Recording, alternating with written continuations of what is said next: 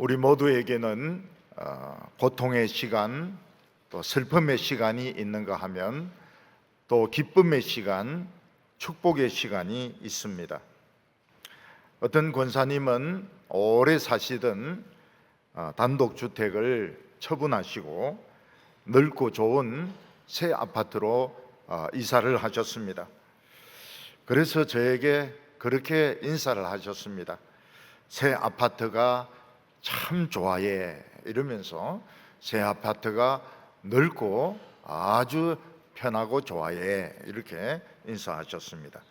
그 권사님은 새 아파트로 이사한 것이 축복의 날인 것입니다.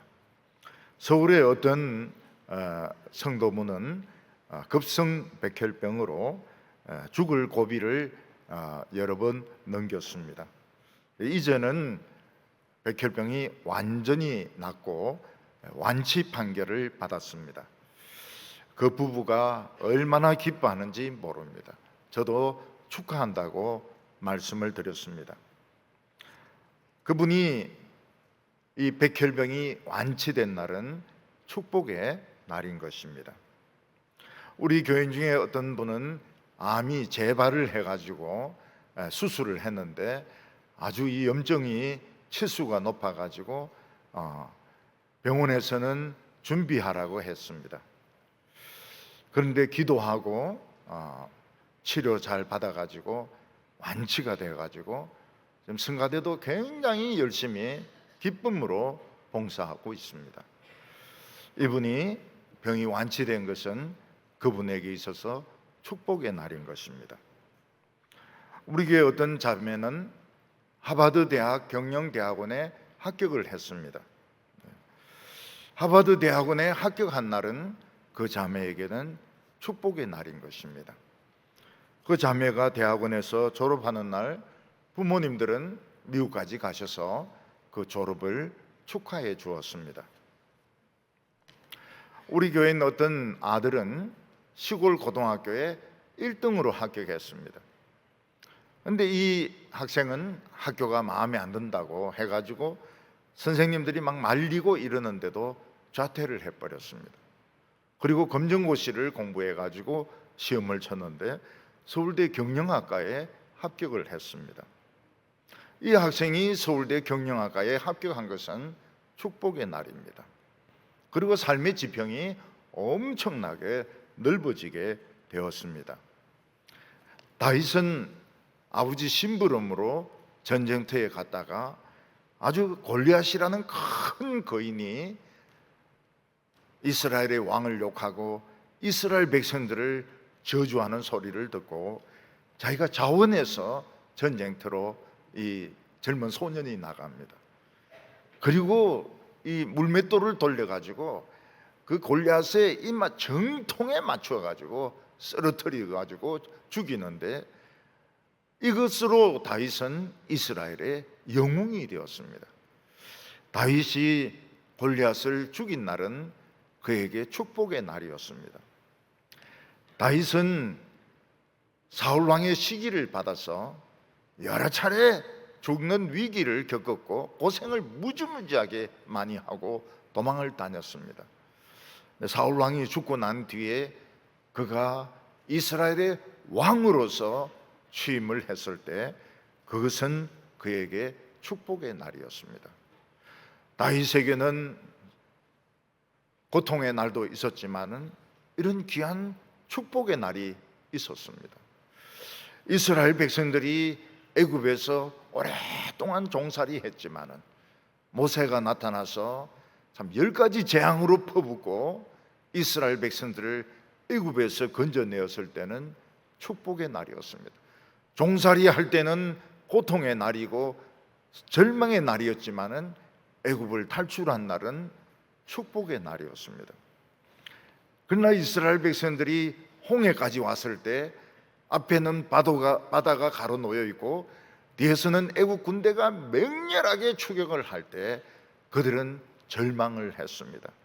그래서 모세를 원망하고 하나님을 원망하고 우리가 애굽에서 죽을 땅이 없어서 여기까지 끌고 와서 우리를 죽이느냐 소리쳤을 때 그들은 절망하고 있었습니다. 모세가 하나님의 말씀대로 지팡이로 홍해 바다를 가르쳤을 때 홍해가 갈라지고 이스라엘 백성들은 무사히 홍해를 건널 수 있었습니다. 그리고 추격하던 애국 군대는 바다가 합쳐지면서 한 사람도 빼놓지 않고 전부 홍해에 빠져 죽었습니다. 이스라엘 백성들이 홍해에서 구원받은 이날은 축복의 날인 것입니다. 사도 바울은 예루살렘으로 유학을 와가지고 거기서 공부를 잘했습니다. 가멜리엘 문화에서 1등을 했습니다. 그거는 이 바울에게 있어서 아주 축복의 날인 것처럼 보였습니다.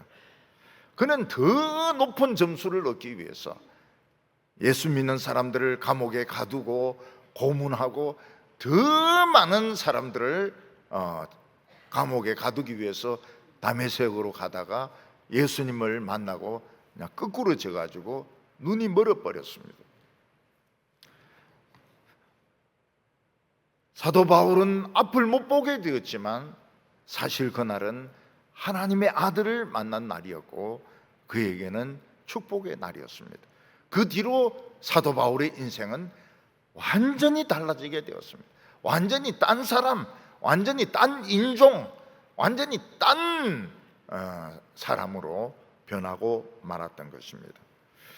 제자들은 예수님을 하나님의 아들로 믿고 따라왔는데 예수님이 십자가에 못 박혀서 너무 비참하게 죽고 장사까지 지냈을 때 그들은 고통의 날을 겪었습니다.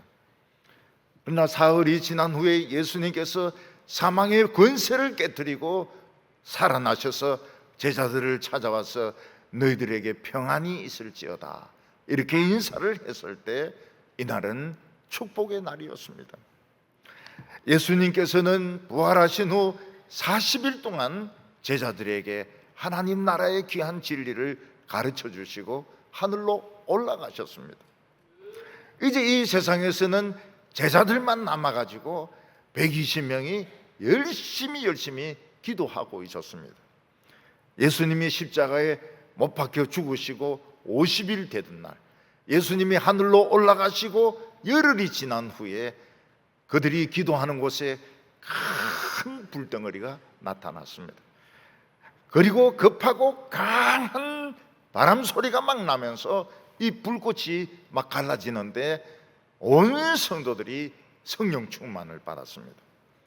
이 성도들은 그 다락방에 갇혀 있을 수가 없어서 전부 밖으로 뛰쳐나갔습니다. 거기 나가서 예수는 하나님의 아들이라고 막 증거하고 거기서 막 전도하고 거기서 막 하나님의 말씀을 외칠 때 사람들이 이 사람들 술 취했다 이렇게 조롱을 했습니다. 그때 베드로는 우리가 술 취한 것이 아니라고, 지금 시간이 몇 시냐고, 우리 술 취한 거 아니라고, 요엘 선지자가 예언했던 것처럼 하나님이 내 신을 부어주리라고 했는데 성령이 우리에게 부어진 거라고. 그래서 많은 유대인들이 형제들아 우리가 어찌할꼬 이렇게 했을 때 예수의 이름으로 회개하고 세례를 받으라, 그리하면 너희가 성령을 선물로 받으리라. 그래서 3,000명이 회개하고 예수 믿는 사람들이 되었습니다. 우리는 지난 3년 반 동안 고통의 날이었고 침체의 기간이었습니다.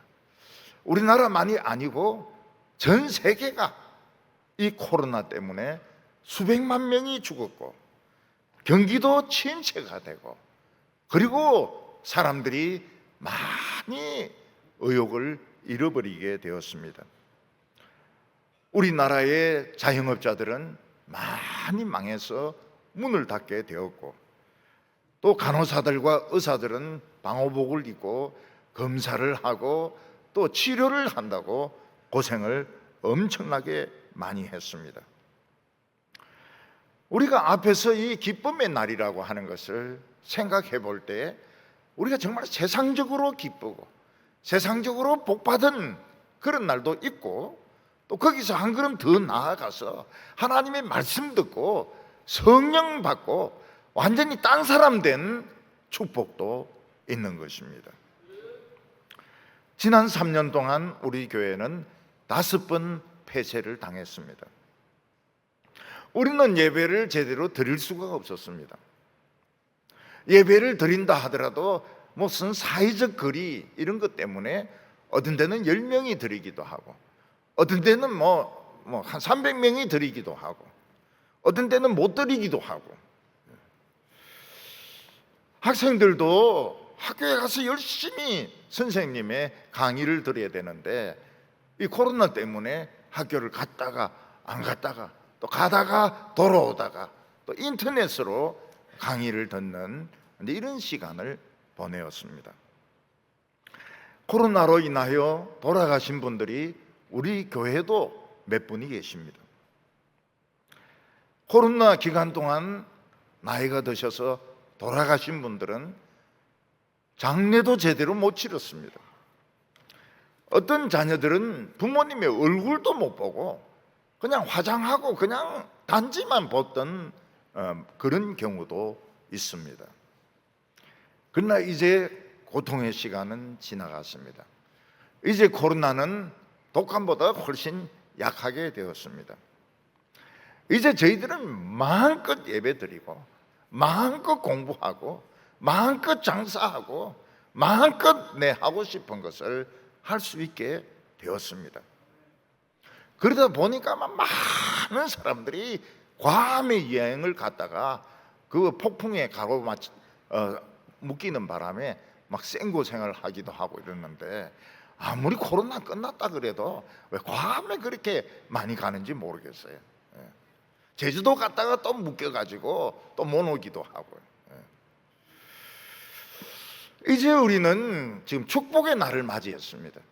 3년 반 동안 정말 지긋지긋하게 우리를 고통스럽게 만들고 우리를 짓누르고 우리를 침체시켰던 고난은 끝나고 이제 오늘은 축복의 날입니다.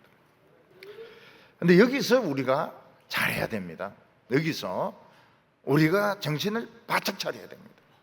여기서 우리가 정말 하나님을 사랑하고 정말 믿음으로 나갈 때 물질적인 축복을 받을 뿐만 아니라 우리가 성령을 받게 됩니다. 하나님의 성령으로 충만함을 받게 됩니다. 이게 진짜 복인 겁니다. 이게 진짜 코로나를 제대로 이긴 것입니다. 그래서 오늘 우리 성도들은 먹는 문제라든지 사는 문제, 내가 지금 아프다, 뭐가 좀 잘 됐다, 여기에 기뻐하고 슬퍼할 것이 아니고 어떤 형편에 있든지 간에 하나님의 말씀을 듣고 하나님을 사랑할 때에 하나님의 성령을 받게 되는데 이것이 진짜 맥주절입니다. 이게 진짜 축복의 날인 것입니다. 오늘 첫 번째로 우리는 하나님이 우리에게 생명을 지켜주신 것에 감사를 드려야 됩니다. 하나님께서 우리에게 주신 선물 중에서 최고의 선물이 지금 우리가 살아있다는 사실입니다. 만약 우리가 지금 죽어 있으면 어떻게 되겠습니까? 코로나로 죽었고 다른 병으로 죽어 있다면 우리는 어떻게 되겠습니까? 우리는 가족도 만나지 못하고 그리고 하늘도 쳐다보지 못하고 우리는 예배도 못 드리고 땅속에 파묻혀 가지고 아마 구더기들이 우리 시체를 뜯어먹고 있을 것입니다. 우리는 지금 살아있기 때문에 아프든지 안 아프든지 나이가 드셨든지 젊었든지 지금 살아있기 때문에 우리는 지금 엄청난 복을 받고 있는 겁니다. 그래서 교인들 중에서는 막 이런 불평 저런 불평합니다. 뭐도 없고 아무것도 뭐 없는 것처럼 이야기하는데 사실 그거는 잘못 생각하고 있는 겁니다. 우리가 지금 살아있다. 우리가 살아있다. 나이 들었지만 살아있다. 병 들었지만 살아있다. 가난하지만 살아있다. 살아있으면 모든 걸 다 할 수 있습니다. 살아있으면 우리는 더 높은 수준으로 업그레이드를 할 수 있습니다. 근데 살아있는 것만 가지고 예수 안 믿으면 소용이 없습니다. 예를 들어서 살아있지만 북한에서 살아있는 경우에는 참 살아있는 기쁨이 많지 못할 것입니다. 살아있지만 러시아에 살아있다면 젊은이들은 러시아가 싫어서 지금 막 다른 나라로 도망을 가고 있습니다. 살아있지만 우크라이나에 살아있다면 나라를 지키려고 전쟁하느라고 많은 청년들이 죽어야 했고 또 외국으로 1,000만 명 이상 해외로 피난을 가야만 했습니다. 만약 우리가 살아있지만 예수 믿지 않고 뉴욕의 설렁가에 살고 있다면 그래서 마약이나 먹고 거기서 총이나 쏘고 이러다가 죽을 수도 있습니다. 시리아나 리비아에서 사는 사람들은 내전이 일어나가지고 싸구려 배 타고 탈출하다가 배가 뒤집어지 가지고 몇백 명씩 죽고 있습니다. 우리가 생명을 가지고 있는 것은 정말 감사한 것입니다. 그러나 생명만 가지고는 뭐가 모자랍니다. 뭐가 모자랍니까? 예수를 믿어야 되고 하나님을 알아야 완전할 수가 있습니다. 이스라엘의 유명한 학자였던 니고데모는 공부를 많이 한 신학 박사였습니다. 니고데모는 예수님을 찾아와 가지고 밤에 예수님을 찾아와 가지고 당신은 하나님으로부터 온 선생입니다. 이러니까 예수님이 뭐라고 말씀하십니까? 누구든지 거듭나지 않으면 하나님 나라를 볼 수도 없다고 말씀했습니다. 예수님 말씀하신 것이 뭡니까? 사람이 살아있는 것이 중요하지만 거듭나야 되고 하나님 나라에 들어가야 하나님 나라를 보고 하나님 나라 안에 들어가야 진정으로 행복할 수 있다고 말씀하셨습니다. 서울의 어떤 동네에 장애인 학교를 지으려고 했습니다. 그런데 그 동네 사람들은 자기 동네에 장애인들이 많이 왔다 갔다 하고 또 그런 학교가 있는 것을 싫어했습니다. 그래서 동네 사람들은 다 나와서 반대를 했습니다. 그때 장애인 어머니 중에 한 사람이 앞으로 나가서 무릎을 탁 꿇었습니다. 제발 이해를 해 주시라고. 우리 지금 아이가 학교를 가는데 먼 데를 지금 1시간 걸려서 지금 가고 있다고. 애가 지금 장애를 가지고 있는데 동네 사람들이 좀 불편하시더라도 이 아이들이 가까운 데서 공부하게 해달라고 이분이 무릎 꿇고 그들에게 사정을 했습니다. 근데 이 사진 한 장이 가지는 역할이 굉장히 컸습니다. 그 어머니가 나와서 막 삿대질하고 멱살 잡고 괌 지르고 너희들은 애들이 없느냐 이렇게 하지 않고 무릎 탁 꿇고 부탁한다고 이랬을 때 그 사진의 영향력은 굉장히 컸습니다. 물론 학교를 지어도 이 아들은 이미 졸업해서 그 학교를 못 다닙니다. 그렇지만 장애인을 가진 부모들의 마음은 똑같은 것 같습니다. 우리 애는 못 다니더라도 다른 애들이라도 가까운 학교를 다닐 수 있도록 해달라. 그게 어머니의 심정이었던 것입니다. 그래서 하나님께서는 우리에게 생명을 주시고 그리고 더 중요한 것을 주셨는데 우리에게 믿음을 주셨습니다. 우리로 하여금 거듭나게 하셨습니다. 하나님께서는 우리의 생명을 살려주시고 우리가 생명이 살 수 있도록 우리에게 양식을 주시고 옷을 주시고 집을 주시고 직장을 주셨습니다. 그러나 그것은 부족합니다. 그것으로 우리는 행복할 수가 없습니다. 하나님께서 우리에게 믿음을 주셨을 때 우리가 성령을 받았을 때 그때 우리는 완전히 새로운 인종으로 새로운 인간으로 새 사람으로 바뀌게 되는 것입니다. 우리나라 사람들은 쌀이 주식이기 때문에 가을 추수가 중요합니다. 그런데 이스라엘 사람들은 밀과 보리가 주식이기 때문에 맥주절이 이게 추수감사절이나 마찬가지입니다. 그들이 추수감사절 때는 뭘 하는가 하면 포도를 추수를 합니다.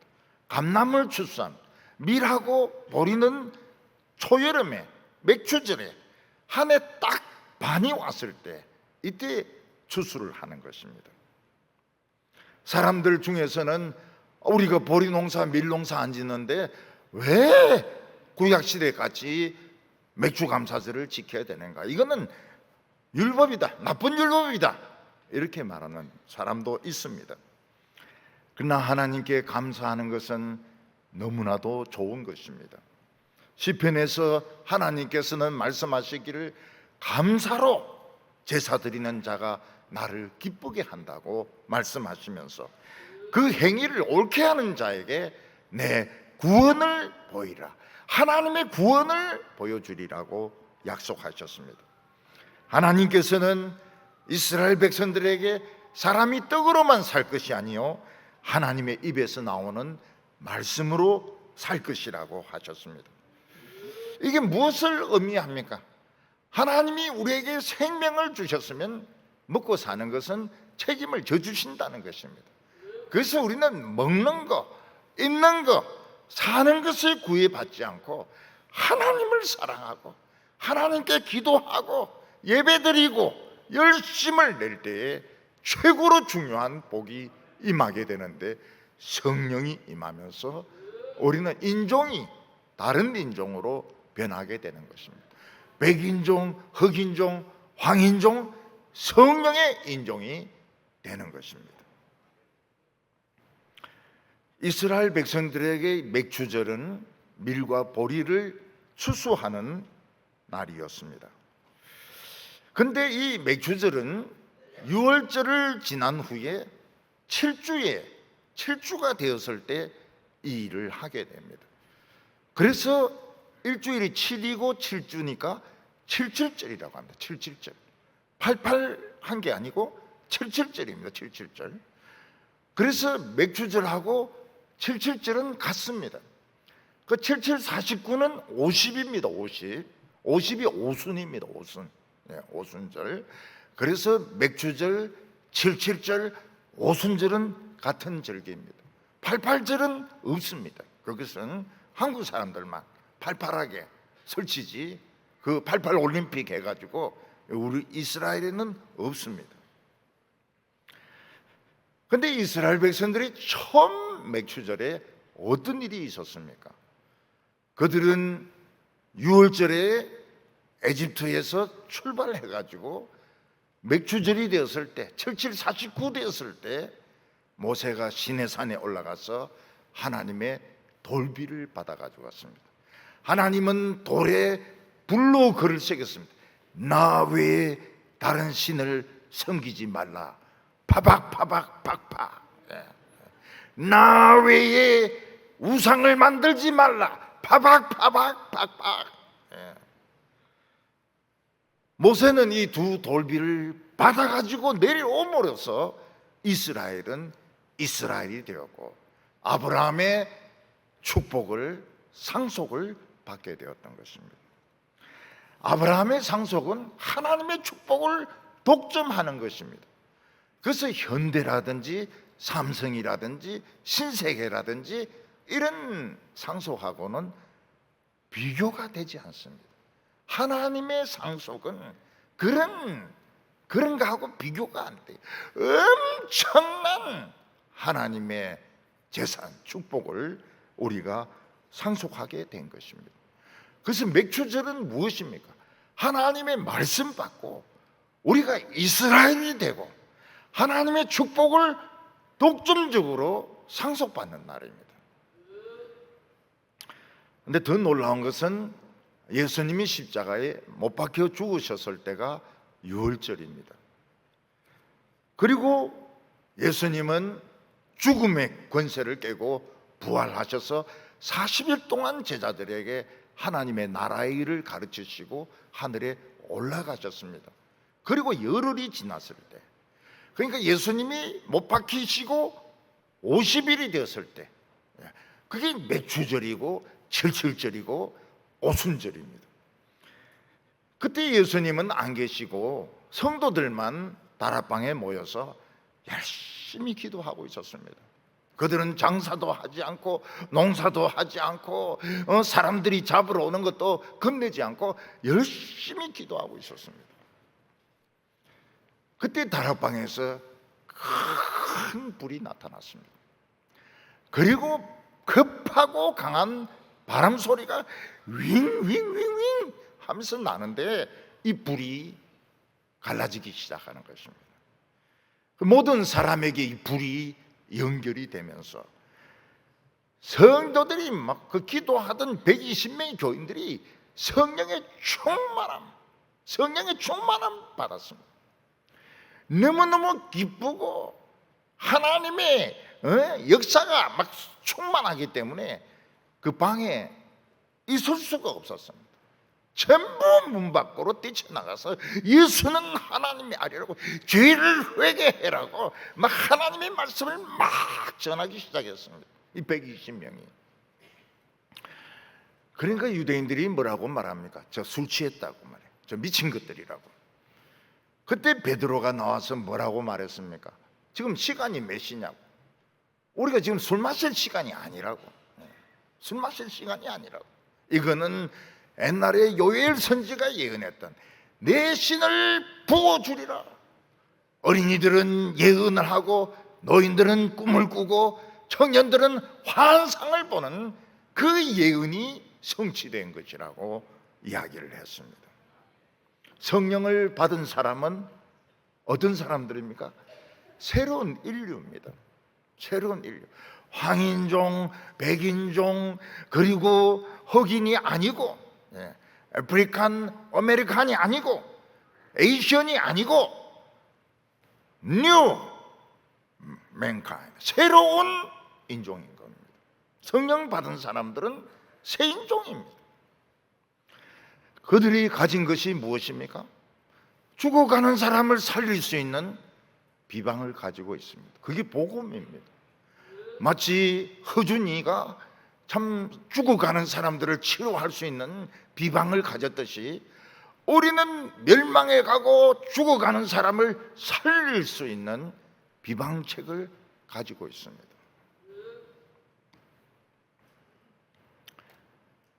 우리에게는 뭐가 있습니까?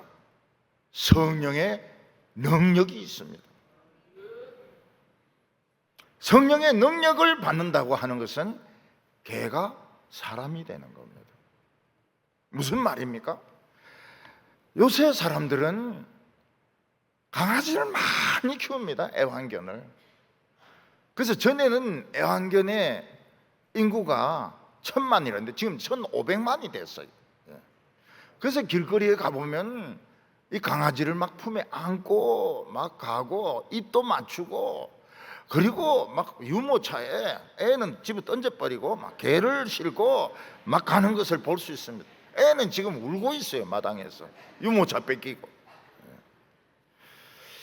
그런데 이 애완견들이 보면은 주인을 기쁘게 합니다. 막 꼬리도 흔들고 막 회로 손바닥도 빨기도 하고 막 반갑다고 펄쩍펄쩍 뛰기도 하고, 그리고 주인도 막 강아지가 좋아가지고 막 입을 맞추고 있는데 그 병 걸립니다.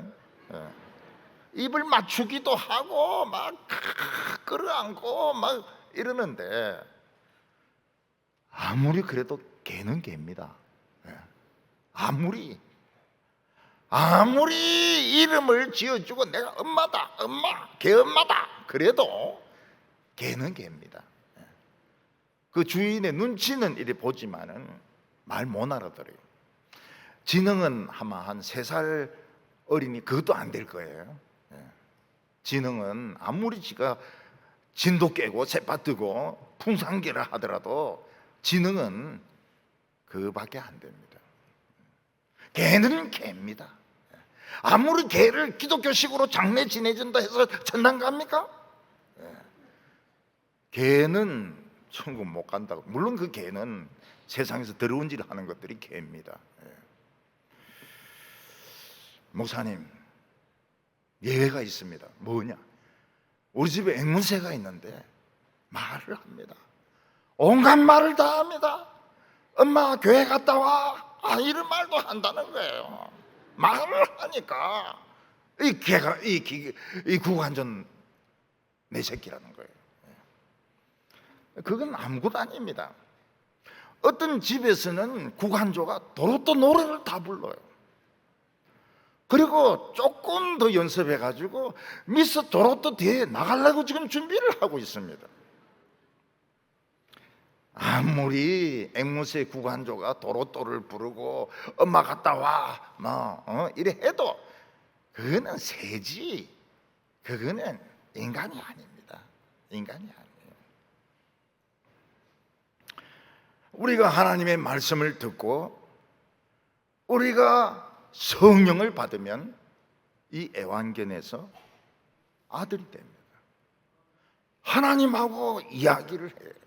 하나님하고 흉내를 내는 게 아닙니다. 흉내를 내는 게 아니에요. 이야기를 막 하는 거예요. 하나님 앞에서 도로또 불러가 뭐 하겠습니까? 하나님 앞에서 막 이야기를 하고 하나님의 말씀을 알아듣습니다. 새로운 인종이 되는 겁니다. 새로운 인종이 돼요.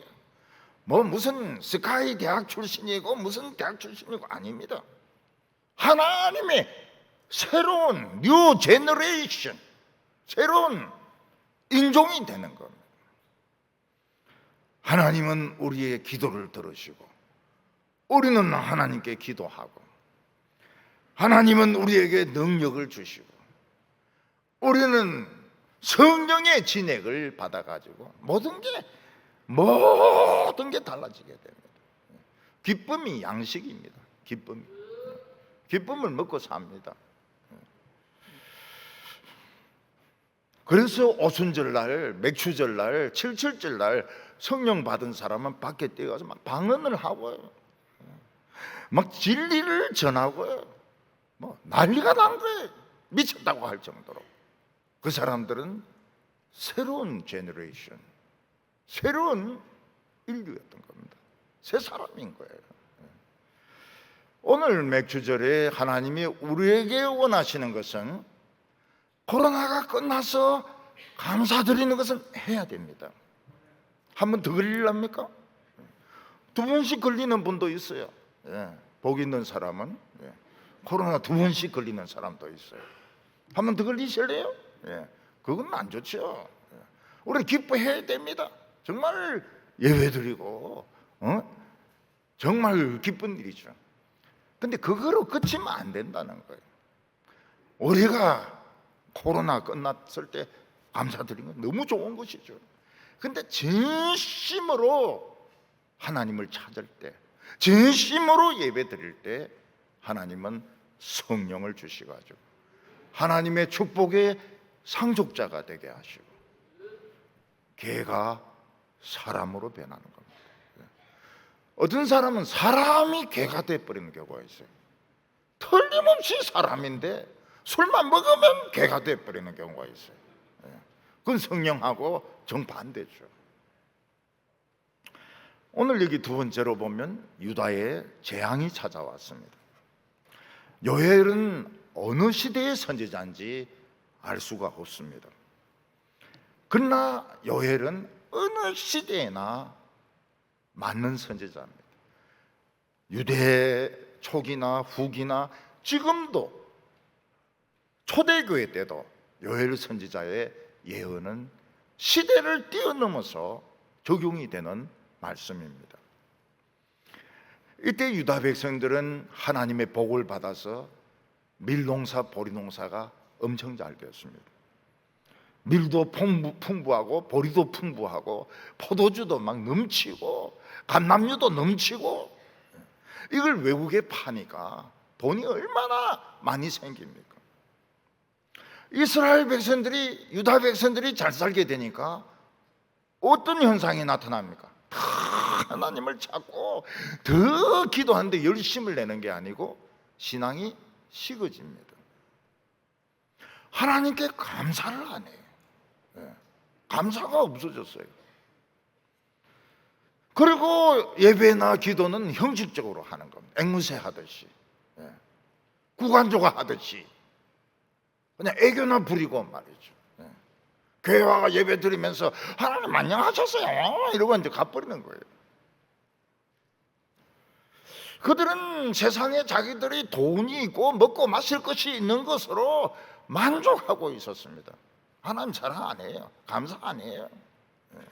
신앙 같은 거는 그냥 형식적이고, 이거는 그냥 뭡니까? 흉내 내는 것밖에 안 되는 겁니다.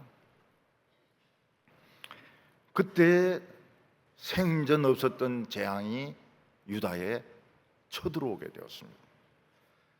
그것은 수억만 마리의 메뚜기의 공격이었습니다. 어디서부터 날라온지도 모르는 수억만 마리의 메뚜기가 밀과 보리를 다 깔아 먹어버렸습니다.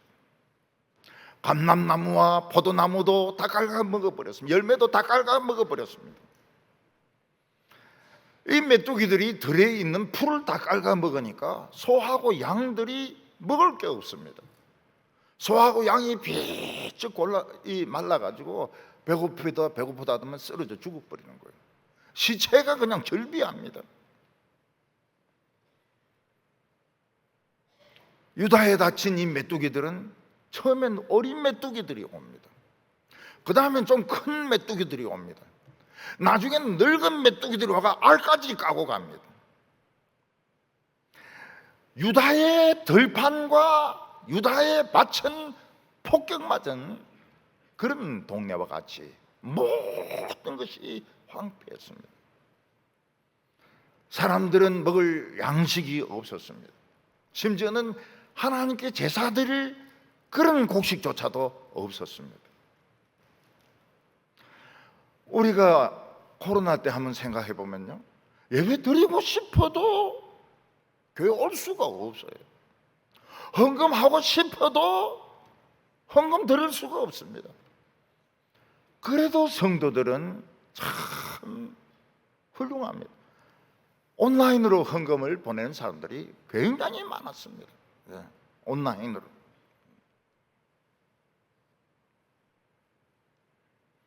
제가 어렸을 때만 해도 메뚜기 재앙을 이해를 못했습니다. 왜냐하면 메뚜기 재앙은 없었거든요. 오히려 가을에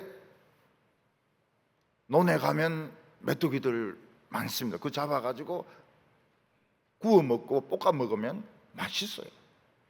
그래서 그런 생각, 야, 메뚜기 재앙 좀 일어나면 좋겠다. 이거 그냥 막 프라이팬에 넣어가지고 막 지글지글 끓고 볶아 먹으면 얼마나 맛있겠나. 방아깨비 같은 것은 가지고 놀았습니다. 근데 메뚜기 재앙을 이제 본 것은 펄벅 여사가 쓴 그 돼지 책도 읽었고, 그 다음에 흑백 영화도 나왔습니다. 그 흑백 영화를 보니까 새까맣게 이 메뚜기들이 막 날라오는데 사람들이 집단도 막 불 피우고 막 빗자루 같은 것도 막 때리고 막 이러는 장면이 있었습니다. 근데 요즘은 지구 온난화로 이 메뚜기에 대해서 알게 되었습니다. 지구 온난화가 되니까 사하라 사막이 엄청 더워집니다. 뜨거워집니다. 그리고 폭우가 내리는 거예요. 뜨거워지고 폭우가 내리면 메뚜기들이 많이 생기게 됩니다. 주로 풀무치 같은 것들. 그런데 이 메뚜기 숫자가 많아지게 되어서 서로가 부딪히고 서로 사이가 가까워지게 되면 세로토닌이라는 호르몬이 나오게 됩니다. 그러면 메뚜기가 손가락만한 게 주먹만하게 변하게 됩니다. 그리고 새끼를 엄청나게 깝니다. 엄청나게 까요. 공격적이 됩니다. 시커먼 게 수없는 수억만 마리의 이 메뚜기를 까는 겁니다. 작년까지만 해도 수억만 마리의 메뚜기가 아프리카를 다 쓸었습니다. 아라비아를 다 쓸었습니다. 인도를 다 쓸었습니다. 근데 중국까지 쓰려고 하는데 거기서 멈추었습니다. 중국까지 썰었으면 중국은 망하는 겁니다. 사하라 사막이 뜨거워지니까 메뚜기만 생기는 게 아닙니다. 이 뜨거운 공기가 남태평양으로 흘러갑니다. 근데 거기서 찬 공기하고 만나면서 허리케인이 시도 때도 없이 미국을 칩니다. 뉴올리안스라든지 그 다음에 뭐 플로리다든지 막 공격을 하는데 토네이도도 생기고 허리케인도 생기고, 그리고 한쪽엔 뜨거우니까 또 한쪽은 추워지는 겁니다. 그래서 아이스 스톰, 눈폭풍이 막 몰아와 가지고 사람들이 얼어 죽습니다. 그리고 딴 데는 또 물폭탄이 터져 가지고 중국 남부, 일본 남부는 물폭탄입니다. 물폭탄. 우리나라도 광주, 뭐 서울 이런데 물폭탄이 막 터져 가지고 지금 물난리가 난 겁니다. 이번에 물난리가 났을 때 전라도 쪽에 번개가 3,000번 쳤다고 그럽니다. 3,000번.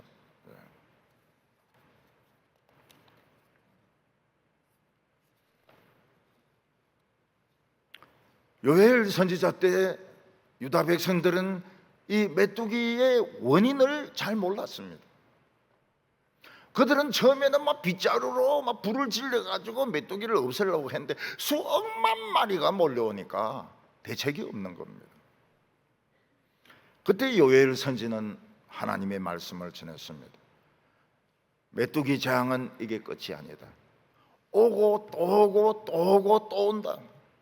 너희들 완전히 굶어 죽을 때까지, 너희들 완전히 막 뼈다귀만 남을 때까지 계속 온다.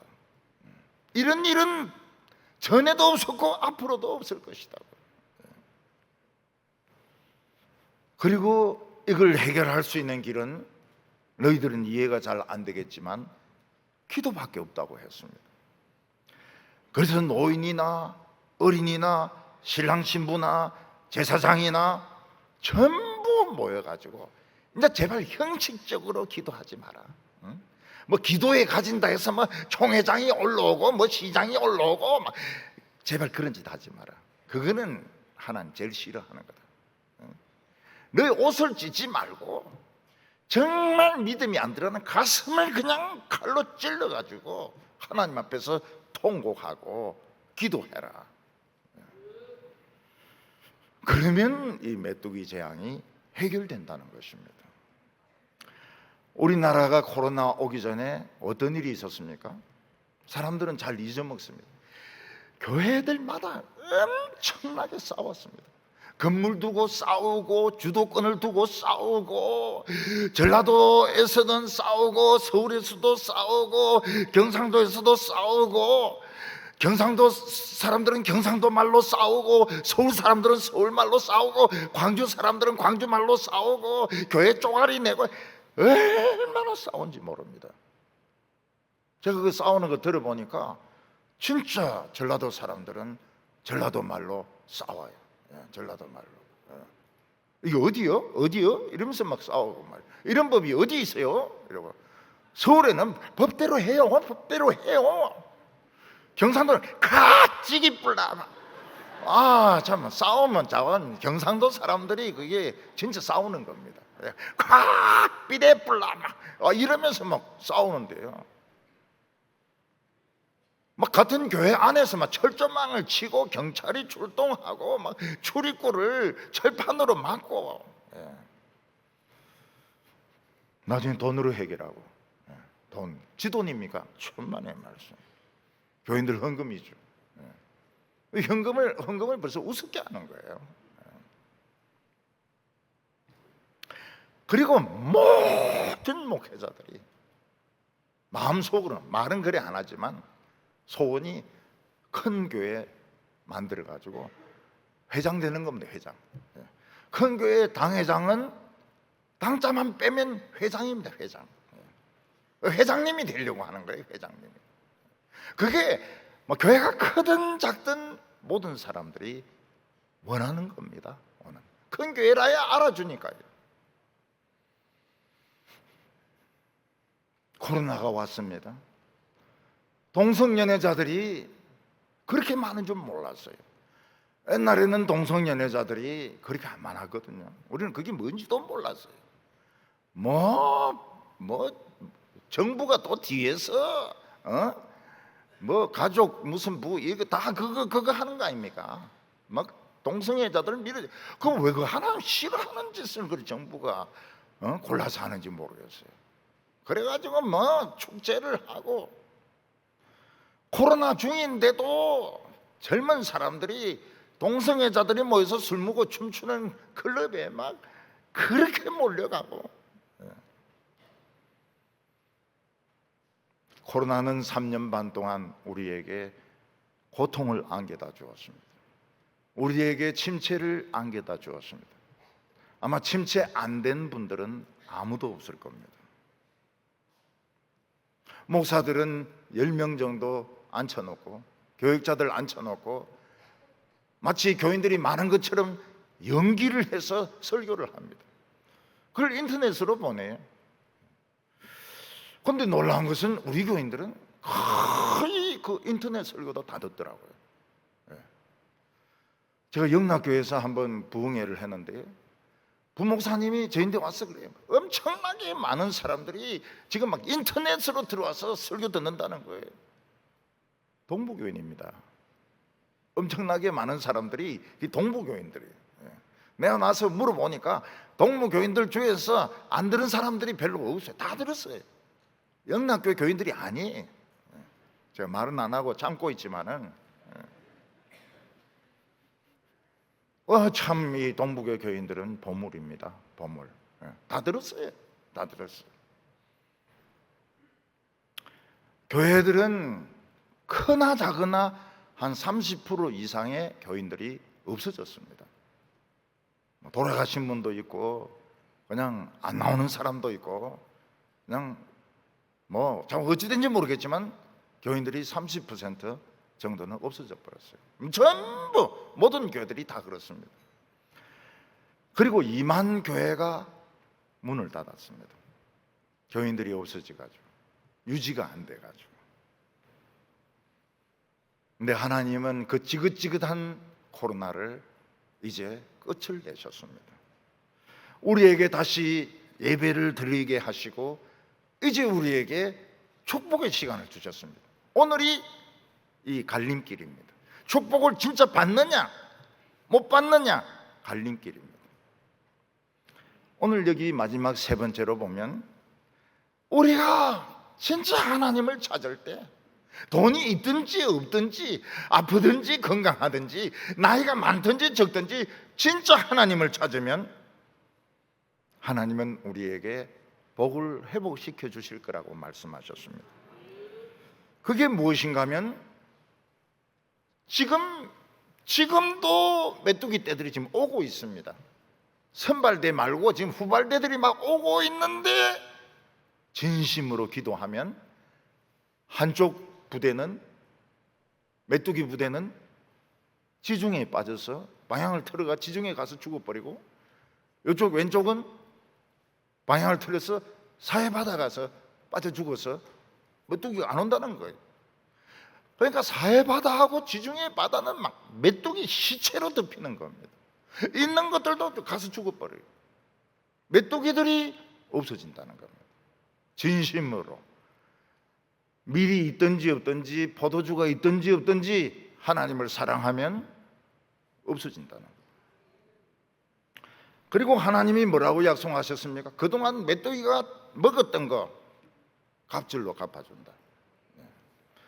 밀하고 보리들이 분발해가지고 막 이삭 하나 날 거 두 개 막 나고 알날 하나 맺힐 거 쌍둥이가 맺히고 이래가지고 막 2배 3배의 양식을 갚아주겠다고 약속하셨습니다.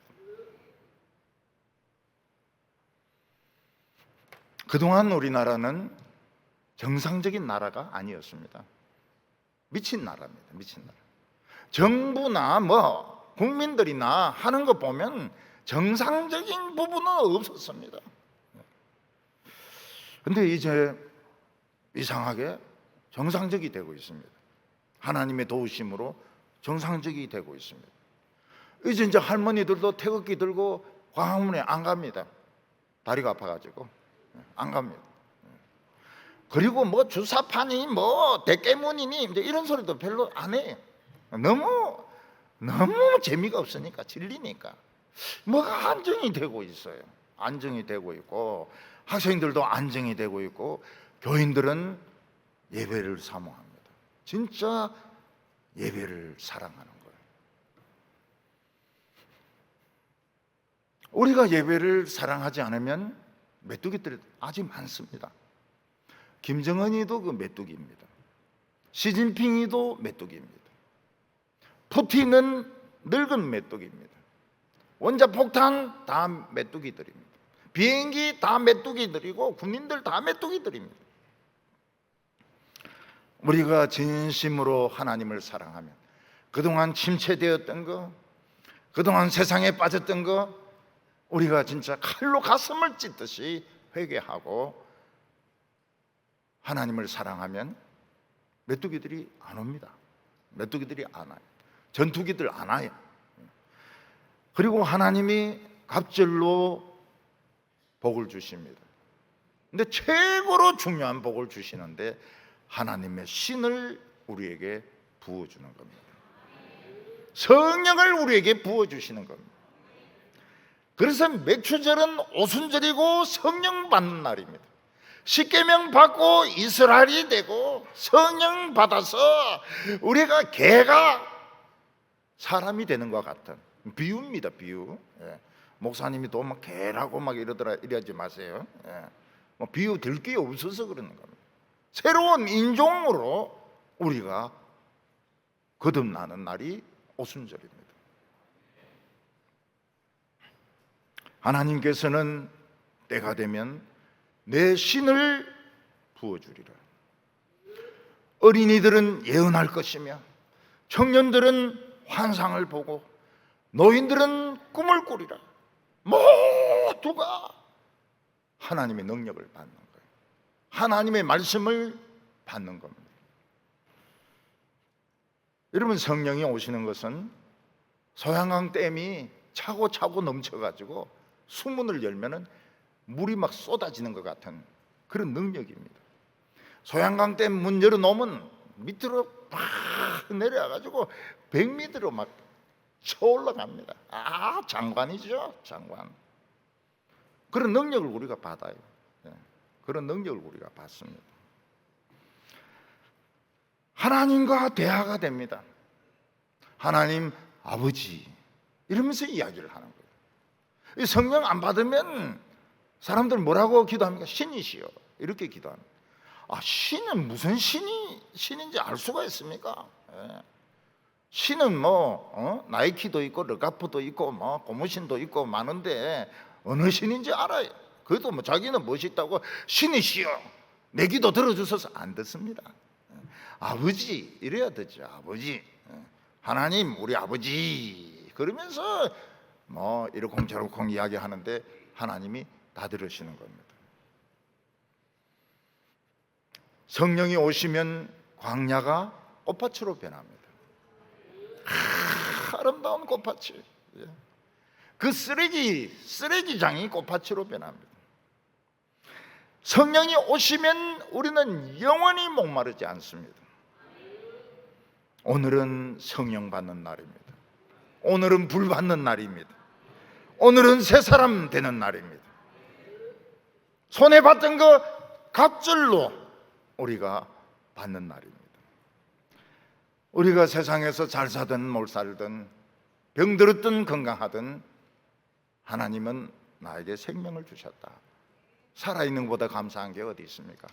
내 살아있는 동안 하나님을 기쁘시게 하겠다. 하나님이 성령을 주시는 겁니다. 소양강 댐이 막 차고 넘치는 겁니다. 오늘은 기쁜 날입니다. 항암 치료 받는 분 다 나으시기 바랍니다. 주 예수의 이름으로 다 나으시기 바랍니다. 우울증 다 나으시기 바랍니다.